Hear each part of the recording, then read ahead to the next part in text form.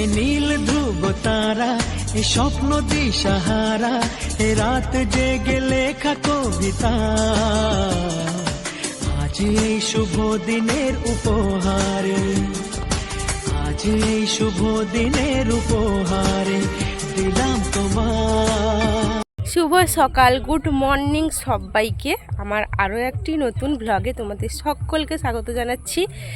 আর সকাল সকাল থেকেই আমি আমার আজকে ব্লগটা শুরু করছি। মিষ্টি খেয়েছে মায়ের কাছে বকুনি, ওই জন্য ও মুখটা লুকিয়ে দিচ্ছে। আর এখন কিন্তু বাজে 8:30। আজকে ছুটির দিন, ওই জন্যই বাড়িতে আছি। বোনেরা সব দোকানে এসছে, ক্যাচর মাচর করছে, তাই আমি এখান থেকে আমার ব্লগটা শুরু করলাম। তো চলো দেখতে থাকো আজকে সারাদিন কি হয়, কেমন হয়, তোমাদের সাথে সবটাই শেয়ার করব। মিষ্টি, তো চলো স্কিপ করো না, সারাদিন কি হয় সবার সাথে সবটাই আমি শেয়ার করব। তো আজ হচ্ছে আমার স্কুলের ছুটির দিন। সকাল সকাল দোকান থেকেই ব্লগটা শুরু করলাম। আর সকাল থেকেই বোনেরা পৌঁছে গেছে, এই যে দেখো। আরেকজন তো সকালবেলা গাছ থেকে পেয়ারা তুলে খাওয়া শুরু করে দিয়েছে। যাই হোক, এরা আছে বলে এদের সাথেই আমার বেশিরভাগ সময়টা কেটে যায়, নয়তো বাড়িতে একা একা বোরিংভাবে কি করব বলো, কেউ নেই। তো মা চা করে দিয়ে গেল, চা নিয়ে বসে গেছি আমি এখানে। বাতাস হচ্ছে বলে বাড়িতে আর যাইনি। আর চিরুনি দেখো, আমার চুলের ট্রিটমেন্ট চলছে এদের দ্বারা। বিস্কুট ভেঙে পড়ে গেল চায়ে। তখন থেকে এরা 3 বোন মিলে আমার চুলের অবস্থা বাজে করে দিয়েছে। একে বললাম ভালোভাবে আঁচড়ে দিতে, আজকে মাথায় শ্যাম্পু করবো।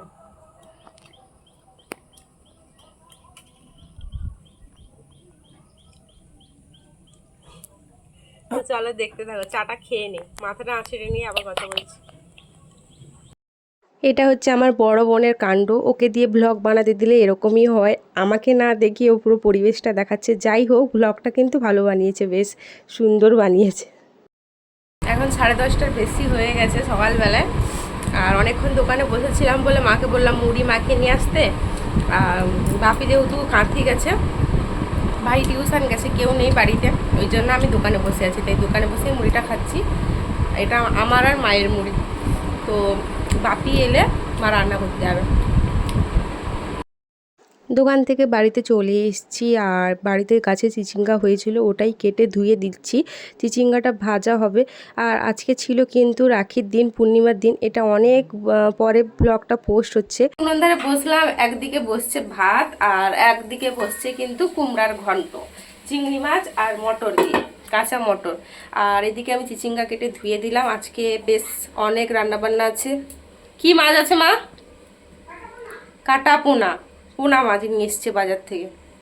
ঝিঙ্গা ঢেঁড়স দিয়ে একটা টক হবে। আর পোনা মাছের জন্য আলু লম্বা লম্বা করে ভাজা হয়ে গেছে। মায়ের কাজ দেখো, পুরো একবারে সব রেডি করে নিয়ে বসে গেছে। এই যে উনান। স্নান টান করে চলে এসেছি। আর আজকে না মাথায় শ্যাম্পু করলাম। প্রায় 2 সপ্তাহ আমি শ্যাম্পুই করিনি। মানে আগের সপ্তাহে স্কুলে পরীক্ষা ছিল, মানে আমি সময় পেতাম না একবারে। আর আজকে গিয়ে আমি শ্যাম্পু করার সুযোগ পেলাম। মাথায় এত খুশকি হয়েছে কল্পনা করতে পারবে না। এখন কিন্তু দুপুর 1:10 বাজে। বাড়িতে রান্নাবান্না হয়ে গেছে, এই মাত্রই হলো। আজকে একটু লেট হয়ে গেছে, যেহেতু বাপি বাড়িতে ছিল না, আমি দোকানে ছিলাম। মা অনেক দেরি করে রান্নাবান্না করতে এলো। চুলটা এখন আমার ভেজা আছে। মা ওইদিকে বাসন নিয়ে গেছে পুকুরে, আর বাপি জল খাওয়াচ্ছে। তো সবাই এলে তখন খাবো। তো এখন যাই, আমি ফ্যানে একটু চুলটা শুকিয়ে নিই, ঠিক আছে? তো চলো, কি রান্নাবান্না হয়েছে চলো দেখাই তোমাদেরকে। আজকে দুপুরে লাঞ্চের মেনুতে আছে চিচিঙ্গে ভাজা, চিংড়ি মাছের ভাজা, এখানে আছে কুমড়ার ঘন্ট, আর মাছের আলু দিয়ে ঝোল, আর চালতার টক। স্নান টান করে চলে এসেছি। আর আজকে না মাথায় শ্যাম্পু করলাম। প্রায় 2 সপ্তাহ আমি শ্যাম্পুই করিনি। মানে আগের সপ্তাহে স্কুলে পরীক্ষা ছিল, মানে আমি সময় পেতাম না একবারে। আর আজকে গিয়ে আমি শ্যাম্পু করার সুযোগ পেলাম। মাথায় এত খুশকি হয়েছে কল্পনা করতে পারবে না। এখন কিন্তু দুপুর 1:10 বাজে। বাড়িতে রান্নাবান্না হয়ে গেছে, এই মাত্রই হলো। আজকে একটু লেট হয়ে গেছে, যেহেতু বাপি বাড়িতে ছিল না, আমি দোকানে ছিলাম। মা অনেক দেরি করে রান্নাবান্না করতে এলো। চুলটা এখন আমার ভেজা আছে। মা ওইদিকে বাসন নিয়ে গেছে পুকুরে, আর বাপি জল খাওয়াচ্ছে। তো সবাই এলে তখন খাবো। তো এখন যাই, আমি ফ্যানে একটু চুলটা শুকিয়ে নিই, ঠিক আছে? তো চলো, কি রান্নাবান্না হয়েছে চলো দেখাই তোমাদেরকে। থেকে উঠে পড়েছি, এখন বাজে 4:30। ভাইকে স্যার পড়াতে এসছে। আর আমাদের না দুপুরবেলায় বৃষ্টি হয়ে গেছে, এখন মারাত্মকভাবে বাতাস হয়েছে, ঠান্ডা হয়ে। দেখো মা ওইদিকে দোকান খুলছে, লোক এসছে দোকানে।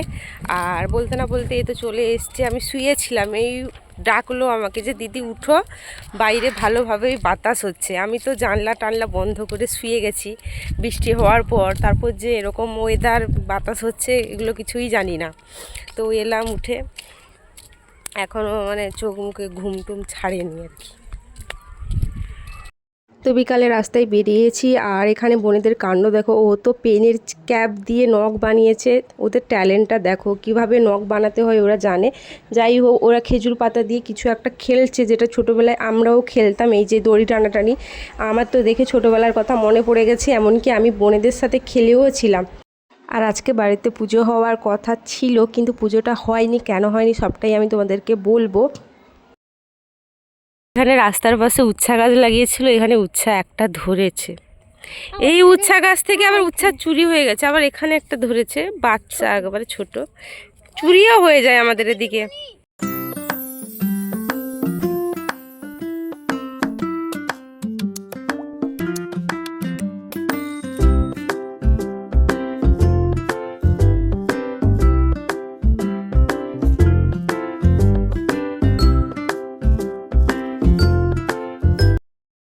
ইভিনিং সবাইকে। আর আজকে হলো রাখি পূর্ণিমার আগের দিন। জানি ভিডিওটা অনেক দিন পরে যাবে।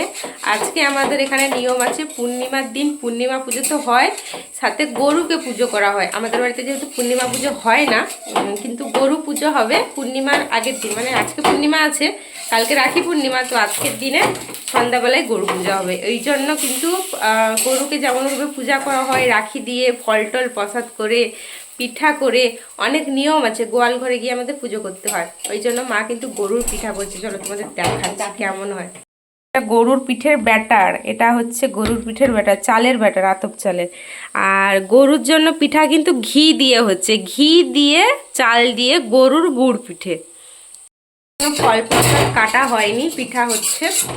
তারপর ফল প্রসাদ কাটবো, আমাদের নিয়ম আছে। একটা কুল আছে, শিলাকুল পাতা, ওই পাতাও লাগে গরুর পুজোয়। ওই যে ঘি ভাজা হচ্ছে, গরুকে কিন্তু ঘি দিয়ে ভাজা পিঠা খাওয়ানো হয় এদিকে সবার বাড়ি।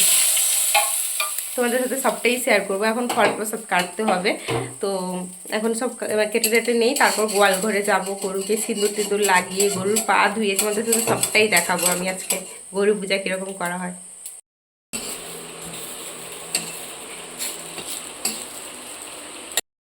তো আমি চলে এসেছি এখন রুমে। তোমাদেরকে একটা খবর জানানোর আছে, যে গরু পূজাটা যে হবে বলেছিলাম তোমাদেরকে, আর হবে না, কারণ আমি পুজোর জন্য নারকেল ছাড়াচ্ছিলাম। ঠিক সেই সময় মা জোরে চিৎকার করে ওঠে। তো আমি ভয় পেয়ে গেছি হঠাৎ করে, কারণ মা কলা পাতা কাটতে গেছিলো অন্ধকারে। আমার তো মনের মধ্যে ভয় ঢুকে গেছে। তারপর মা বলছে যে বাছুর হয়ে গেছে গোয়াল ঘরে। তো তাড়াতাড়ি করে ছুটে গেছি, এনে বাছুর হয়েছে।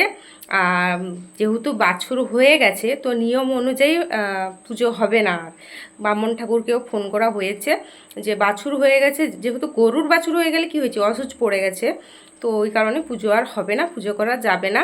তো গরুর জন্য যে পিঠাটা করা হয়েছিল ওটা এমনিই খাইয়ে দেওয়া হবে। যে পুজো পাঠ প্রসেস ফল প্রসাদ ওগুলো কিচ্ছু হবে না, কারণ আমাদের নিয়ম আছে যে বাছুর হয়ে গেলে 21 দিন অবধি গরুর দুধ খাওয়া যায় না, ওই গরুর দুধে কোনো পুজোও হবে না। তো নিয়ম অনুযায়ী ওষুধে আর পুজোটা হলো না। তো দুঃখের কথা, গরুর বাছুর হওয়ার কথা ছিল, তো আজকেই হয়ে গেছে। তো আর কি করা যাবে বলো। আমাদের বাড়িতে পিঠে হচ্ছে, গুড় পিঠা যেটা, ওটা কিন্তু মা করছে রান্নাঘরে।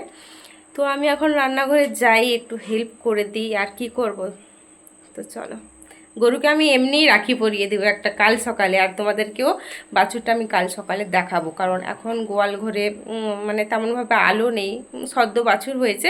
তোমাদেরকে আমি কালকে বাছুর দেখাবো। পুজো তো আর আজকে হলো না, যাই হোক কী করা যাবে বলো। আর এই যে আমাদের বাড়িতে কিন্তু গুড় পিঠে হচ্ছে, আগে থেকেই প্ল্যান ছিল যে আজকে পিঠে হবে। আর গরুর জন্য আলাদা পিঠে হয়েছিল, ওটা তো পুজোতে লাগবে না। এই পিঠাটা কিন্তু আমি ভেজেছি। আর আমার কাণ্ড দেখো, আমি পিঠাটা উল্টাতেই পারছি না, এতটা ভারী হয়ে গেছে, বড় পিঠা হয়ে গেছে, আমি তুলতেই পারছি না।